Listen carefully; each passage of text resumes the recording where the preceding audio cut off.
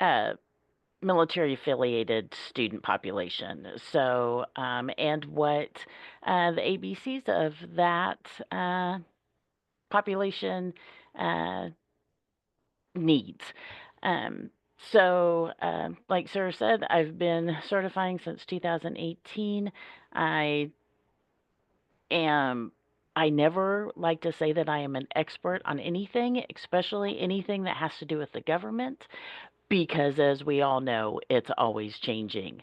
But I've thoroughly enjoyed learning and sharing what I do know as far as a school certifying official. So let's just go ahead and get started. So we are going to talk about the ABCs today, and let's see if I can get my PowerPoint to go next. Of course, this is giving. There we go.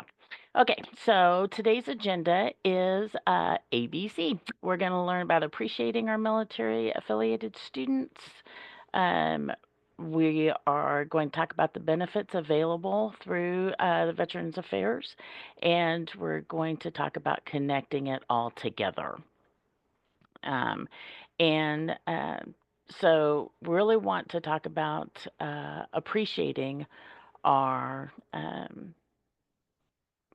there we go, appreciating our military affiliated students. So, how many campuses do you all have? You can raise your hand um, that have a what we call a green zone training, or a training that's specifically to teach staff and faculty about military affiliated students.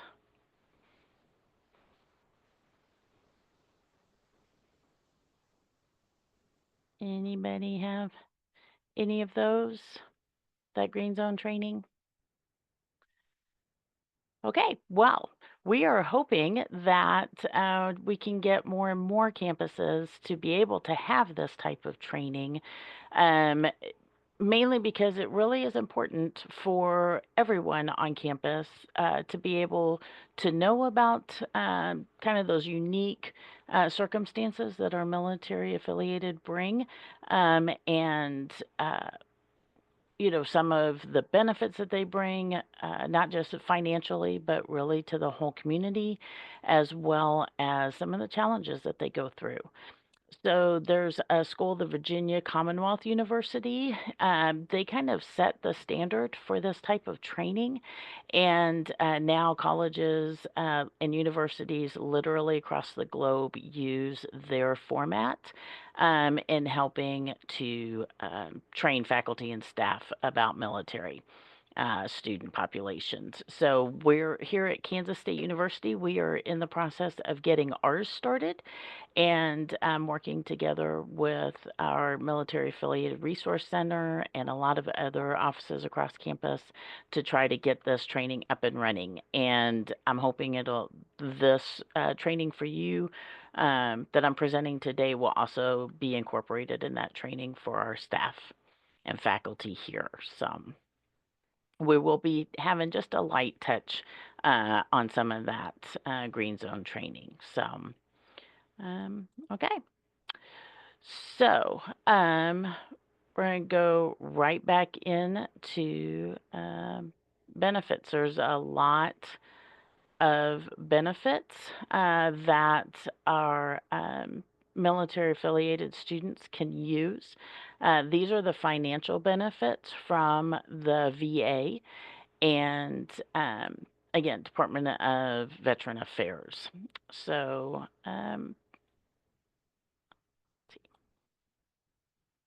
sorry guys, my mouse is just not wanting to click. Um, okay, so just a little bit of history. The GI Bill began offering service members education benefits back in 1944. So this started just at the end of World War II. It was the GI Bill is the overarching law that defines many different types of benefits for service members and their families. There are 5 different education benefits, And those are the ones that we're going to talk about today. So we have Chapter 1606, Chapter 30, Chapter 35, Chapter 31, and Chapter 33. And each one also has a separate title. But as we go through them, we'll dig a little deeper. The For any benefit, the service member or the family member has to apply through Veteran Affairs to be able to use the benefit. And the VA is the one who determines a student's eligibility as well as the number of months that they're eligible for, and if there is a what we call a delimiting date or a date by which the student has to use the benefits by. And so after a student applies through VA, they do receive a letter that tells them this information, and that letter is called a certificate of eligibility. Some schools require that students turn that certificate in. Other schools just strongly suggest it. Um, it's good information for the school to have because that helps the school truly determine if the student is eligible for those benefits and for how long. It's information that we also would be able to share with the VA when we're sharing other information or if we ever have to call in regards to a student. So, okay, so let's get into the different benefits. The first one we're going to talk about is the Montgomery GI Bill, which has two separate chapters underneath it. So, Chapter 1606 is specifically called the Select Reserve benefit, and it is specifically for reservists of all the different branches, National Guard members, and Air National Guard members. And what they receive with this benefit is a monthly stipend that's directly paid to the student.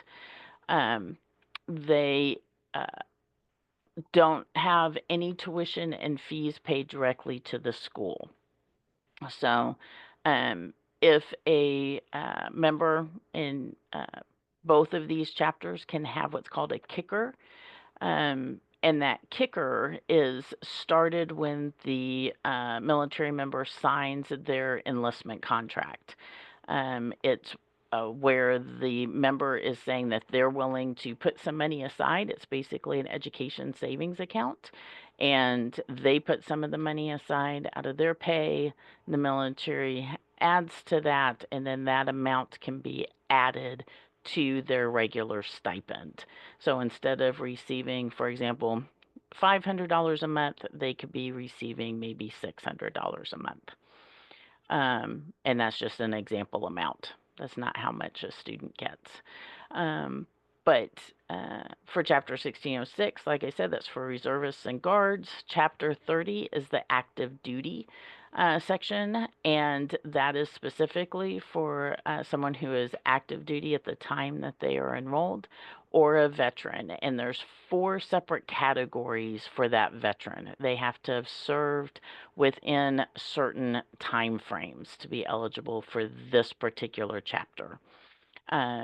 All of this information is also on va.gov/education, and a student can use the GI Bill comparison tool to be able to look up which benefits they may be eligible for. It shows the eligibility requirements as well as payments. So they can find out how much their stipend should be and for monthly amounts, and depending on which chapter they're in and depending on which zip code they are in as well.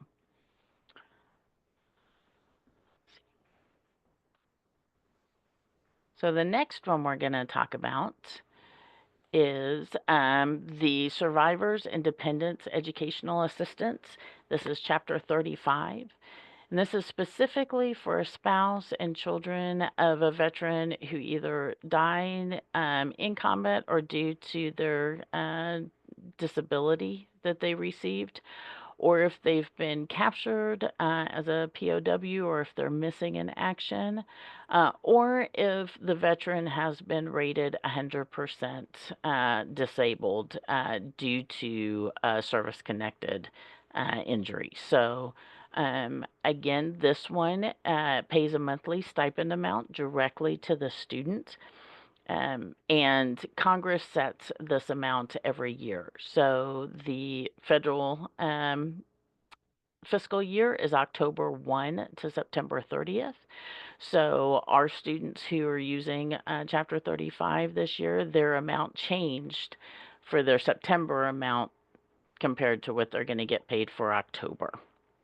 Again, it's set by Congress, so at va.gov they can find out the exact amount. It's also based on their enrollment status. If they're a full-time, three-quarter time, half-time student, they'll receive a percentage of the total amount. One of the things I forgot to mention for 1606 and Chapter 30 is that they also have to verify their enrollment. If they don't verify their enrollment, then they won't receive their stipend. Chapter 35 does not need to verify their enrollment. But there are several different ways that a student can verify whether they're a 1606 or a Chapter 30. And the easiest way is to call the education hotline that VA has dedicated to answering all VA education questions.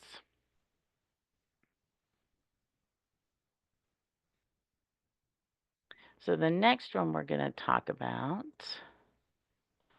is Chapter 31, or Vocational Readiness and Employment. This is technically not an education benefit, but it does pay for a veteran's education. So it is considered an employment benefit, and so it's ran under kind of a separate department under VA. But with all that being said, vocational readiness and employment, any veteran who has a rating of at least 10% should be eligible for this program. It pays for all education-related expenses, tuition, books, supplies. My husband actually used this benefit, and he went to motorcycle mechanic school, and it bought his tools, his computer, it bought everything that he needed, as well as his books, and paid the tuition. So it is specifically a program set up to help veterans be employable to in whatever other types of jobs that they are wanting to be in other than military.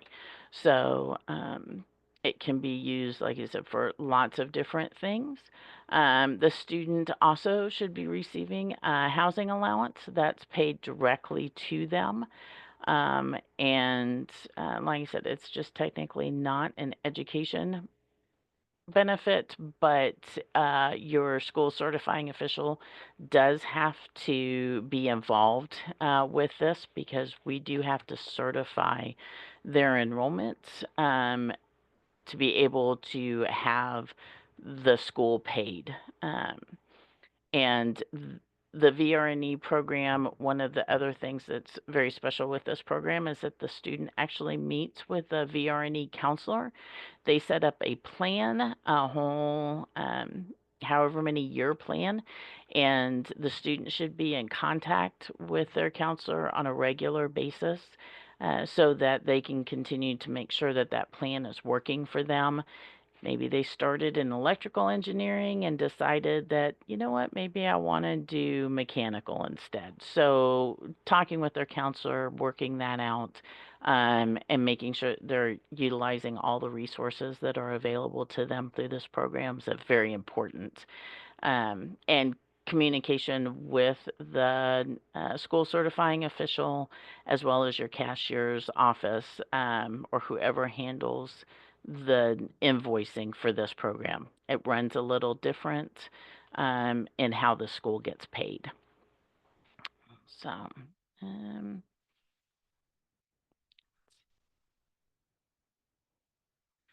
and our next one is the post 9/11 GI Bill, or Chapter 33. This is the one that is used by most students. It can be used not only by the veteran or by an active duty member, but also the military member can transfer their educational benefit to their spouse or to their children. Um, if a military member decides that they want to transfer benefits to, like I said, to their spouse or to their kids, they have to do it while they are active duty. Once they leave the service, they are no longer able to transfer that benefit. This is something that they should be told in their classes that they take as they are leaving the service. They're called TAP classes. But I've heard some people did not get that information. So if you ever speak with a parent or a child, they had to have had this transferred while they were active duty. So this benefit pays for the most. Kind of like Chapter 31, though, it does pay for books. It gives a student a book stipend every semester with a maximum of $1,000 a year. And then they also receive a monthly housing allowance as long as they are not active duty. And both of those get paid directly to the student. Then tuition and fees are paid directly to the school. Um, this particular benefit, by law that changed just a couple of years ago, we as school certifying officials have to certify these students twice. It's called dual certification. And the way we handle that here at K-State is that we certify the individuals the first time with just the number of credits that they're taking and the dates of their enrollment with zero tuition and fees. And then we go back a second time and enter the tuition and fees. That first time is to make sure that we get our students certified so that they can receive their book stipend and their housing allowance. The second time is what tells the VA basically to pay the school and how much. So we always want to have our students receive their funds first, and so that they can get comfortable and get the supplies that they need, and then the school will get paid. Like I said, with that earlier, when they apply, depending on the amount of service time the military member spent, will depend on the percentage of how much this benefit will pay. So certain members may only receive eligibility for 50%. In the majority of them, especially children and spouses, will receive 100%. So that means that it'll pay 100% of the tuition and mandatory fees for whatever approved program that the student is in.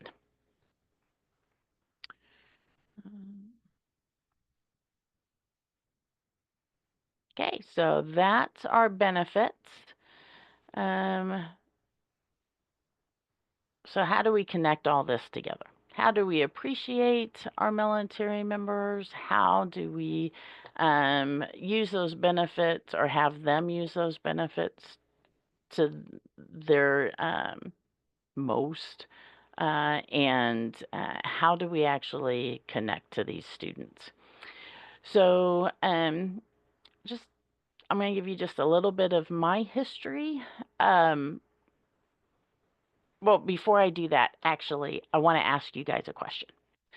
So, how much of the population, the United States population, do you think actually serves in the military?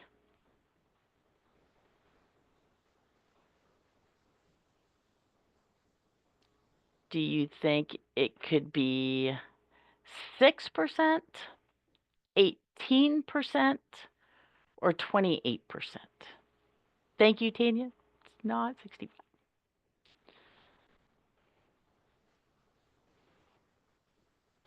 See a couple 28%. I see an 18%. I see a 6%, another 18%. Thank you guys for answering. I appreciate it a lot.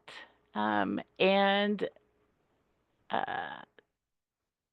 6% is the correct answer. Less than 10% of our population serves in the military, and that includes all branches, including Guard and reservists. So it's really a small percentage. And when I learned that, I was quite shocked. Mainly because, like I said, I'm going to give you a little bit of my history, is because I've been surrounded by military folks in my family my whole life. My grandfather served in World War II. My uncle served for a little while during the Korean War. My husband, I met him while he is serving here at Fort Riley in the Army.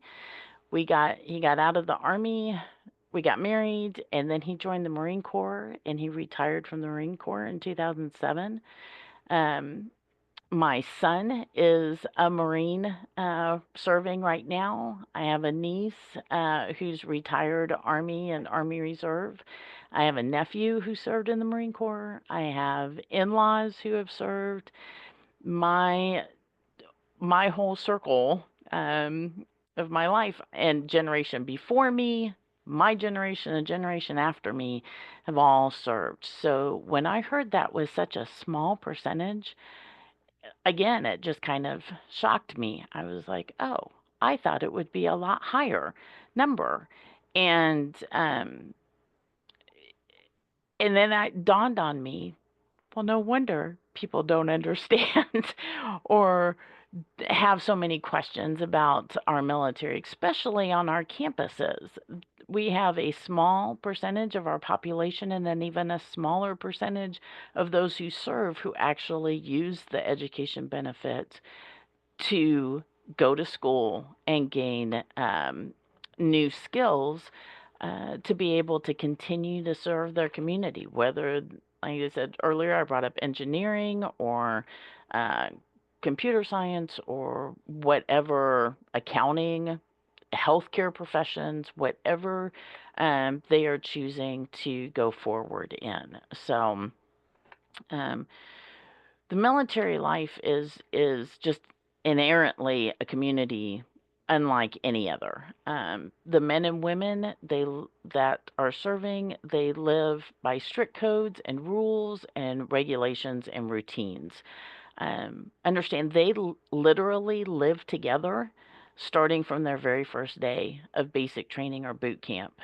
They eat, they sleep, they train, they march, they travel, they do everything together, especially when they are deployed. And so when a military member transitions to civilian life, they lose some of the boundaries that they've had, but they also lose that community, and that can be very difficult. Um, the majority of our service members who transition actually do well, but I'm sure you've all heard and that, unfortunately, there are quite a few that do not do well. And that's part of what we're trying to help with, letting people know, especially on our campuses when we're talking about this green zone training. So when they don't do well, when they're not transitioning well, that's when the whole community loses. We lose loved ones to things like addictions or mental health crises, even suicide. And unfortunately, that suicide rate has grown. Um, the VA, as well as lots of different organizations, are working very hard at connecting with our service members that have left the service and in order to give them more and more support.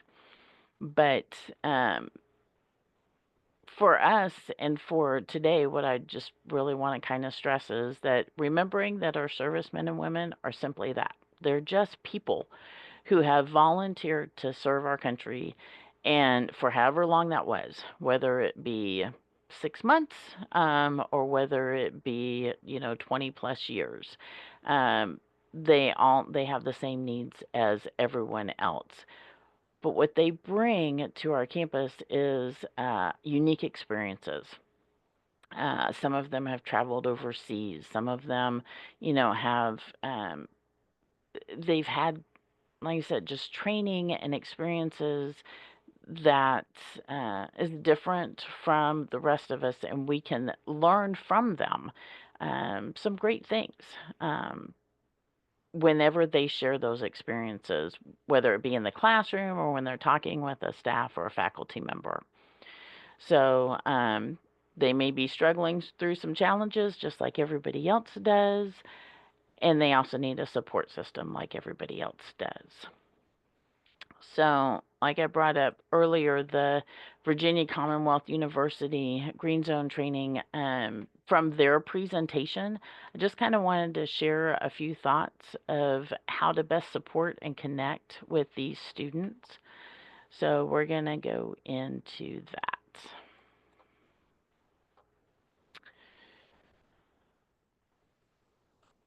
Let's see. So, some statistics that they came up with, and these statistics are kind of nationwide statistics, not just for their school. But 27% of student veterans are women, and 51% have some sort of disability rating. They do say that that disability caused some stress in school. So, understanding that. 46% have children, and 46% work, whether it be full time or part time, while they are actually taking school. So they're doing that, two different sides of life. 80% fall between the ages of 24 and 35. So they are younger, but they're still, quote unquote, kind of non traditional. 83% attend a public or a private uh, college or university. That's 83% of those that are actually using education benefits. The rest of that percentage go to whether it be trade schools or some other type of uh, institution to learn a skill. And 62% are first generation college students. Our first gen population is one that I'm sure whenever somebody says to you guys student population, what student population group comes to mind, first gen always pops up in our heads. And to realize that our military students, almost 2/3 of them are first gens. Um, they just need that little extra bit of learning how to navigate college. So, and 63%, I always found this interesting, are in fields of study that's not similar at all to what their military specialization was. My husband was a machinist. My son is a large engine mechanic, and both of them chose education that is completely different than what they're doing in the military. So, my husband went from machinist, he's kind of sort of, to, like I said, motorcycle mechanic. My son actually wants to get into finances. So it can be very, very different. And a lot, 63% do that. They choose something else. Um, so again, just kind of asking you guys, does any of these statistics surprise you?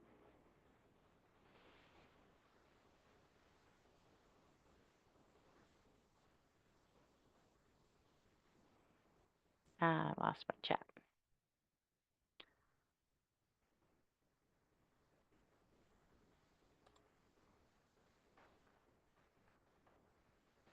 Okay. I will say, Well, I think I'm surprised. There's a note at the bottom that 1 million, yep. the banner's down there, so I actually can't Uh, see it, but I think it was like 1 million students are receiving the GI Bill. yeah. So for me, when I think about like, oh, the VA, like they're to to me it's kind of like the Department of Ed right now. They're Yeah. bogged down, they're backed up. But in thinking of like the sheer number of students that and education benefits that the VA is trying to process, like that kind of puts in perspective of maybe like why the VA is slow or struggling, because there are so many students that are taking advantage of their GI Bill benefits currently. Yes, and that, along with the idea of the VRNE program, that program is growing um, exponentially. I mean, it's just we've had more and more VRNE students coming to K State because it's becoming more and more well known, as well as you have more and more military members who are transitioning to civilian life who are needing to use that benefit. So they're wanting to get employed and find something different to do other than military. And unfortunately, with it's kind of a good thing, bad thing. You have more people who are wanting to need it and use it and take advantage of this benefit, but they don't have enough VRNE counselors across the nation. And so our VRNE counselors are truly overwhelmed. And at the conference that I went to, that was one of the things that was brought up was that they actually have now expanded. You have to have a bachelor's degree, and it used to be very specific type of bachelor degree that you had to have in order to be a VRNE counselor. Now they've expanded those degree fields so more people can be hired to be able to help process and help these vets be able to use this program and use it well. Um, yeah, I would say that was probably one of the number one, for lack of a better term, complaints that was brought up to the director of veteran education benefits was contact and understanding the VRNE program and counselors. So yeah, I'm expecting that number to grow, and so I'm expecting the numbers of our military affiliated students to grow. So it's not just the veterans, but their family members as well. So, but thank you. Okay. All right. So one of the things with the green zone training is, especially when it's shared with faculty. Um, One of the things that has been stated is, that there's concerns with having military affiliated students in their classrooms. One of the things that, like I said, with the training as well as what I would love to say to everybody is please don't be intimidated. They are, again, just people who happen to have volunteered to serve for however long. Um, and but they have some challenges. And so one of the things that I loved about the Virginia Commonwealth Universities, this is one of the slides that they shared with us, is what they share with their faculty and staff is kind of a list of some things to say that you can ask about, engage a military student with, to be able to make that connection, and some things not to say. So, of course, what to say or can start a conversation with is, asking what branch of service.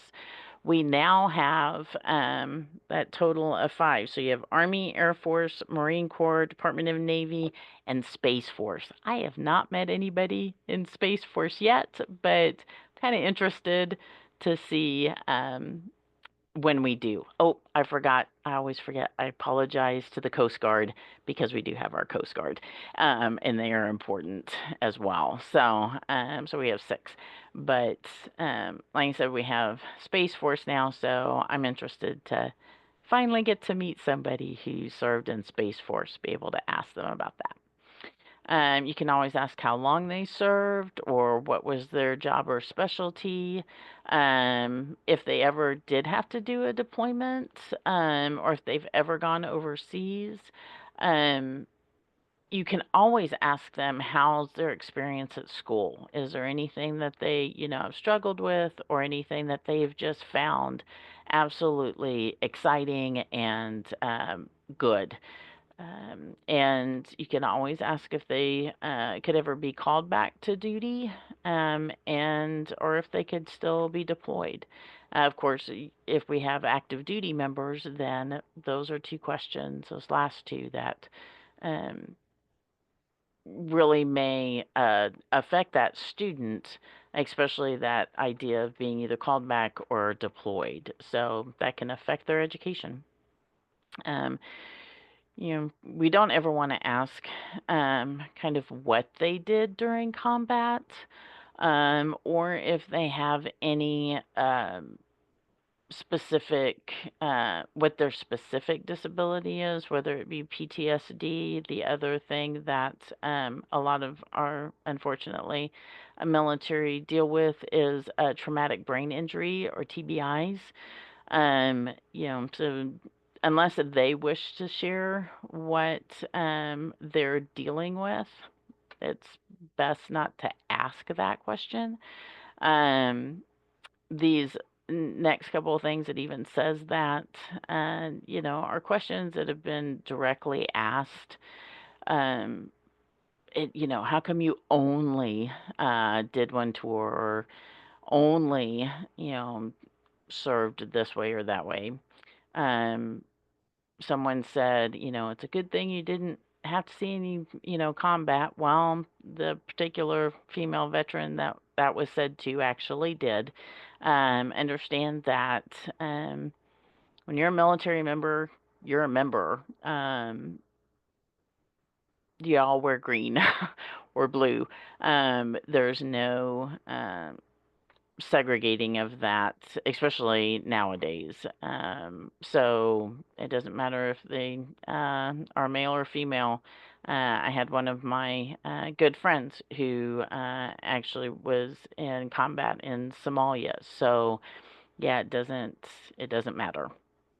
And truly don't kind of engage them in political or religious ideology discussions, trying to tell someone who's served that the reasons that it's wrong, or um, trying to debate that, is sometimes it just comes off as unkind, and that's not what we want to be.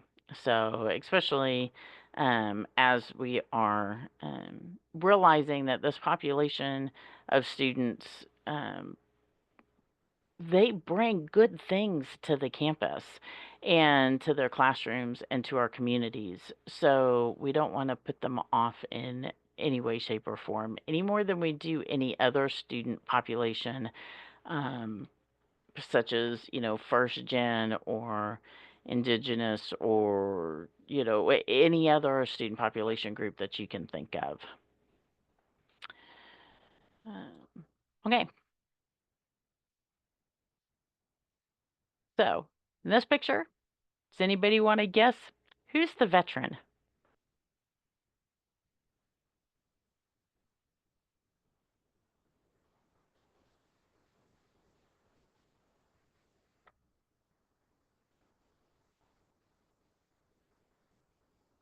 Good guess. Christina, all of them's a good guess. Anybody else?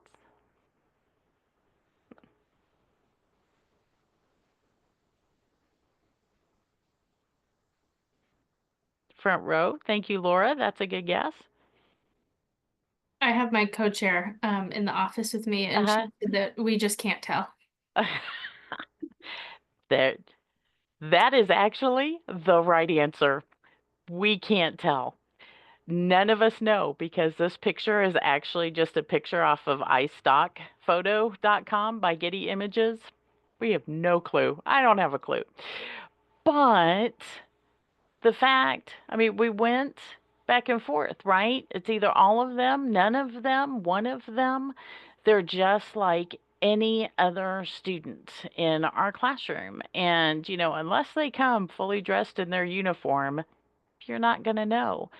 And, even nowadays, a haircut, it used to stand out. It doesn't quite stand out like it used to anymore. So, but one of the things that I think is very special about understanding our military students is to understand that they have a very unique perspective on the world, but they are here on our campuses and in our classrooms because they want to learn.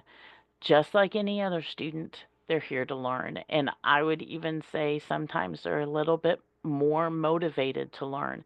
This is a choice to come back to school that is not taken lightly by them. They've spent however long in the military, and now they are in a whole different environment. And I think if we can learn to appreciate their unique experiences and their perspectives, then we can help support them better and their families better, and we can all connect more. And that just leads to a better community overall for everyone. Okay.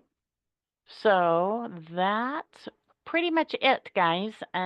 Thank you so much for coming and for participating with us. And I am here for questions.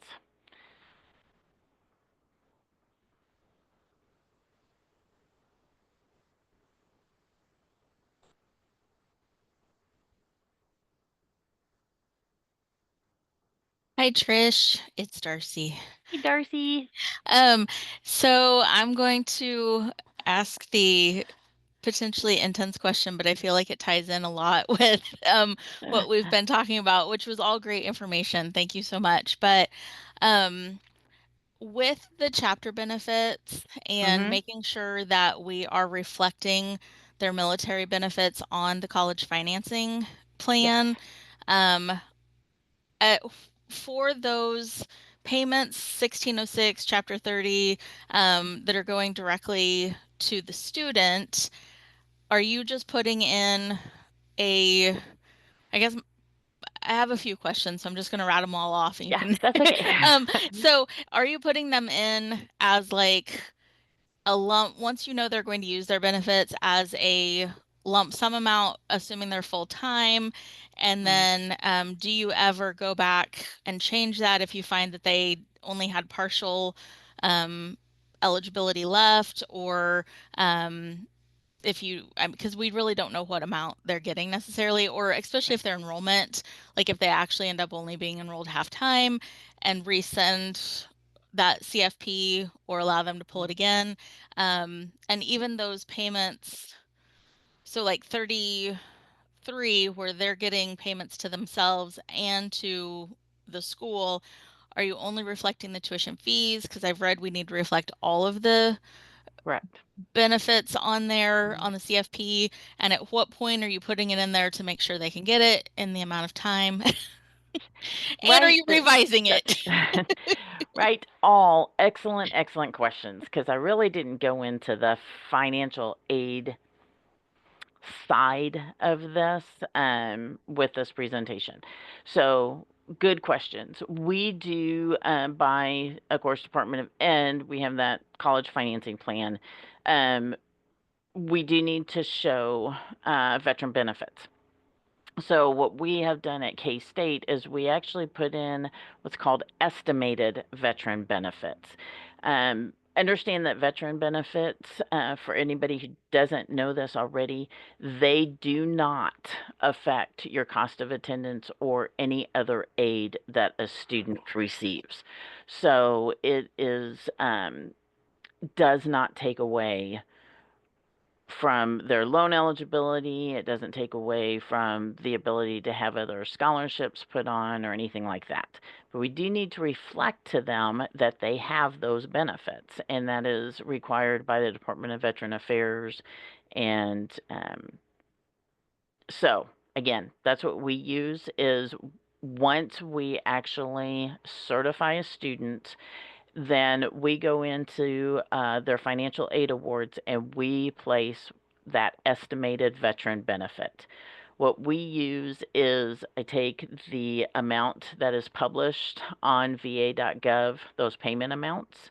A semester is between 4 and 4.5 months. Those 16 weeks, it just depends on how the VA decides to count those days. So we take a 4-month multiplication of the benefit and place that amount for that semester on the student's account. Then that reflects on our CFP. The student can get to that CFP at any point in time. It's available to them on their student account in our system, so they can see that. It also reflects that we have actually processed their certification, because we don't put it on until we have actually certified the student. For all of the chapters that just pay the student, we just use the amount of that stipend payment that the VA, like I said, that they publish for that year. We don't ask for any kicker information from our 1606s or 30s. And we don't adjust when a student adds or withdraws. We just set it for that full-time amount. Basically, because it is not up to us, nor will we ever find out the exact amount that the VA has paid the student. That is between the VA and the student, and we just aren't able to get that information.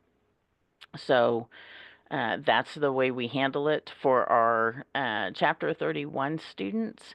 That VRNE student, again, we use the published housing allowance, and we go ahead and put on their tuition and fees that we know we've certified. So we actually have a spreadsheet that a previous coworker used, set up, and we go through that, add the tuition and fees. It adds a book stipend amount, and it has a background table that we enter the fiscal year's information. And then per our campuses, because we have 3 separate campuses, depending on where the student's located, including distance, it's 4, I guess, that will all calculate, and that's the amount that we put on for that estimated benefit. We use the same thing for 31s as we do for our post 9/11 students. Again, we don't go back and change it. Students are adding and dropping classes all the time, and we certify around 1,000 students a semester. In reality, we don't have time to be able to do that. We have 3 full-time SCOs, and we're doing very well, but we don't have time to be able to go back and make adjustments every time a student adds or drops a class. So to meet the principles of excellence requirements where they have to have that information to them before they enroll at your institution, do you have it published on the website, since you can't really have it on the CFP prior to certifying? So we let them know, and we do have this, the GI comparison tool is linked on our website, and at that, as well as our tuition and fees, all together, we can especially if we are ever asked, we could pull it together in 2 minutes and be able to hand the students that information.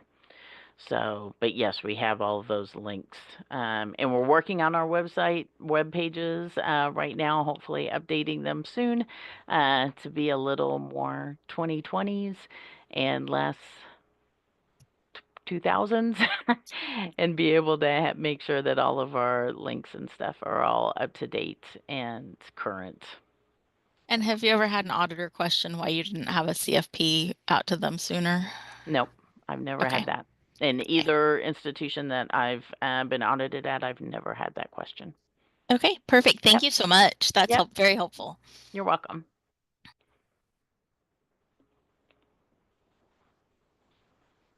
I will say there is a link in the chat for a survey. You guys can take it, let us know how we did today, but then also there's plenty of opportunities to tell us what you're looking for future, and it's not just limited to this particular year. We are taking this data for kind of the following years as well. Any other questions? You can also put them in the chat, but then like Darcy, you guys are welcome to ask them as well, kind of however works for you guys.